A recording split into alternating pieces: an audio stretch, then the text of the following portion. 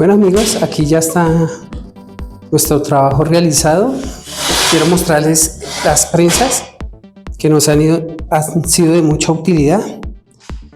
Entonces estas son nuestras prensas, como las pueden ver ahí.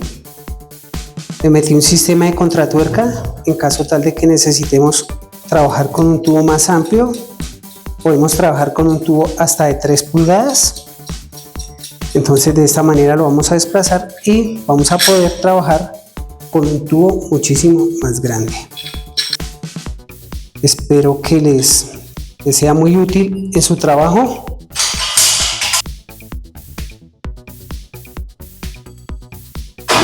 Nos sirve muy útil, evita que nuestro tubo quede labiado y también nos ayuda a que quede bien nivelado nuestro tubo.